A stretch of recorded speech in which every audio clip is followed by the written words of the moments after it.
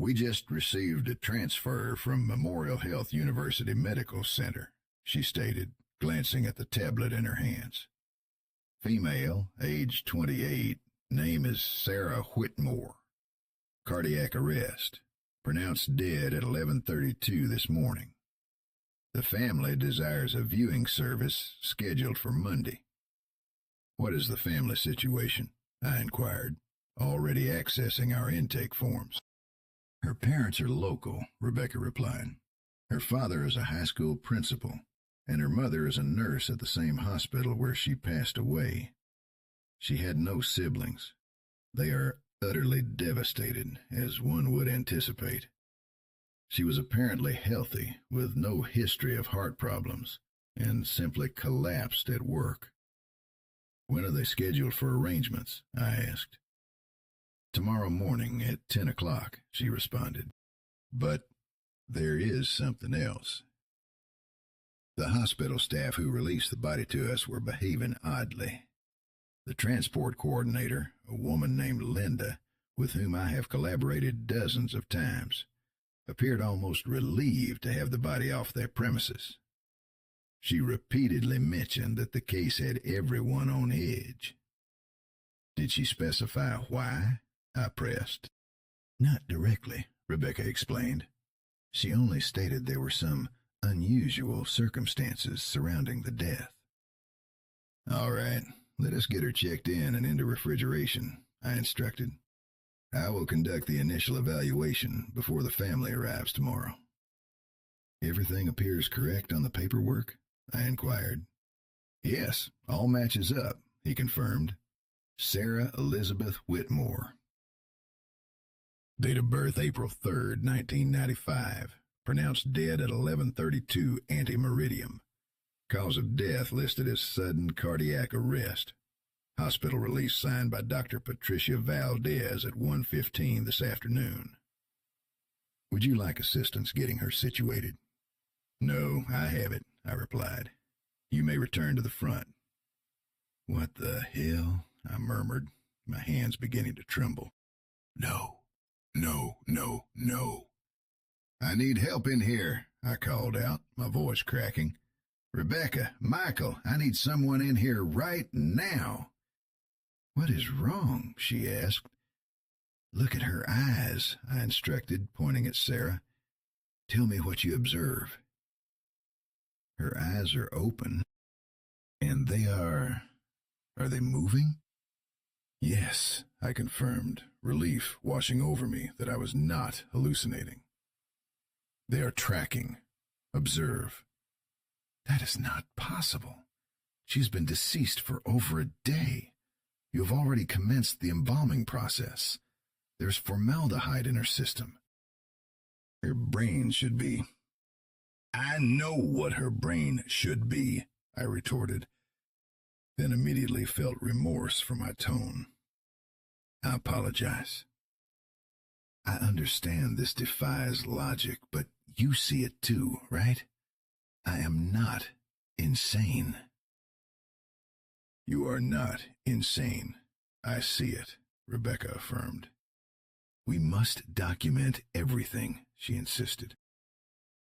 Have you checked for a pulse? I know that sounds absurd, but... Nothing, I confirmed. No pulse, no heartbeat, no respiration. By every medical definition, she is dead. She has been dead since yesterday morning. Then what the hell is this? Rebecca demanded, her voice rising slightly.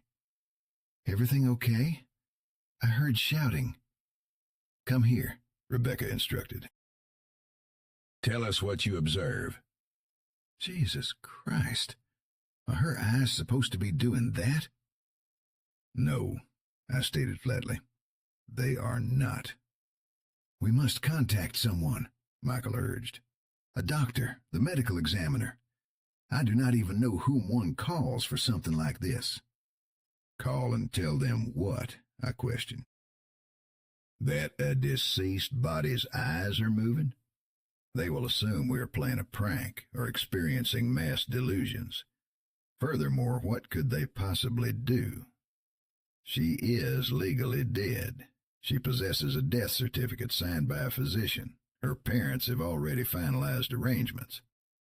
We cannot simply continue the embalming as if nothing is happening, Rebecca interjected. I do not even know what this is, but it is not normal. Let me complete the embalming, I heard myself declare. Document everything. Take photographs, videos, notes. If anything changes, if anything worsens, we will stop immediately. But currently, we have a family expecting to view their daughter on Sunday. Unless something medically dangerous is occurring, we proceed. What should we do with the photographs and documentation? Rebecca inquired as we stood in my office. Retain them, I instructed. Store them with the case file. Should anyone ever question any aspect of this case, we possess evidence of what we observed, but we do not share them externally, not unless something else occurs. And if something else does happen? Michael asked. Daniel, I am at home.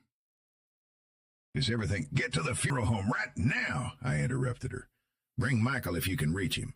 And Rebecca, when you arrive, I need you to observe something and confirm I am not insane. We will be there in 20 minutes, she replied.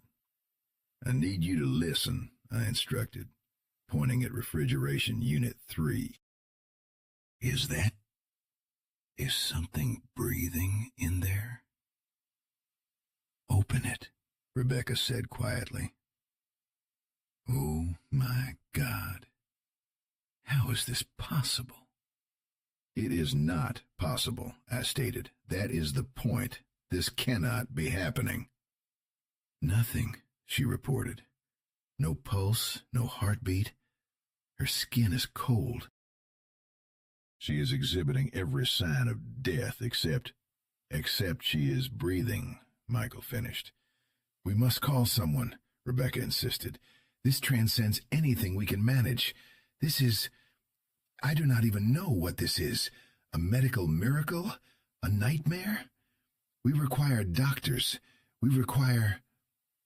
She possesses a death certificate, I interjected slowly, my mind processing the implications. She was pronounced dead by a physician at Memorial Health. They conducted tests, EKG, EEG, everything. She met all the criteria for death. If we contact someone now, if we inform them she is somehow alive, do you comprehend the type of investigation that would trigger? The hospital, the attending physician, all of us would face scrutiny from medical malpractice, improper death declaration, and who knows what else. So, what do you propose? Michael asked. Just close the door and hope this resolves itself? I do not know, I admitted. I honestly do not know. Perhaps that is it. Perhaps it is over now. We do not understand how this occurred, Robert stated, his voice thick with emotion. Sarah was healthy. She ran marathons.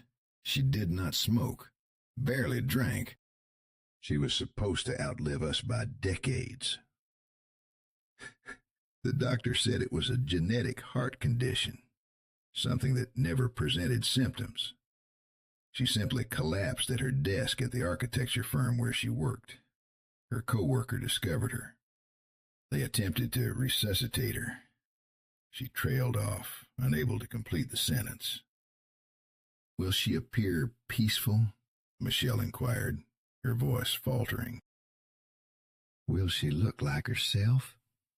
I will take exceptional care of her, I promised. She will look peaceful.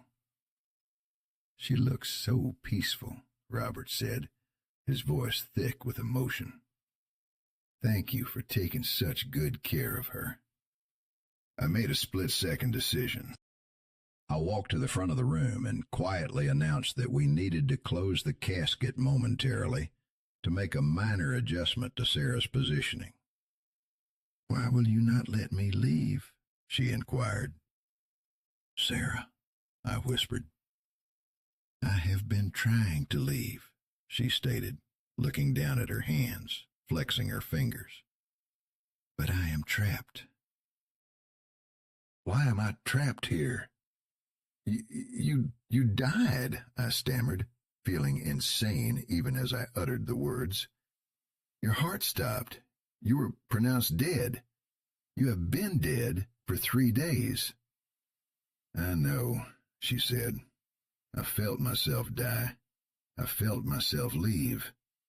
But then I was pulled back. And now I cannot leave again. Something is holding me here. The embalming. Oh, God, the formaldehyde. What if we trapped her somehow? What if by preserving the body we... Please, she pleaded. I am so tired. I just want to rest. I want to go where I am supposed to go, but I cannot. Not while I am held here. I do not know how to help you, I said, tears streaming down my face. I do not understand what is happening. This is not possible. You are not supposed to be conscious, she finished. Aware. I should not be, but I am, and it is agony. Please, please help me leave. Daniel, the family is asking. Oh my God, we need to terminate the viewing, I stated, my voice mechanical. Immediately. Inform them there has been a complication, a medical situation. Whatever you need to say, clear the room. I am sorry. I am so sorry.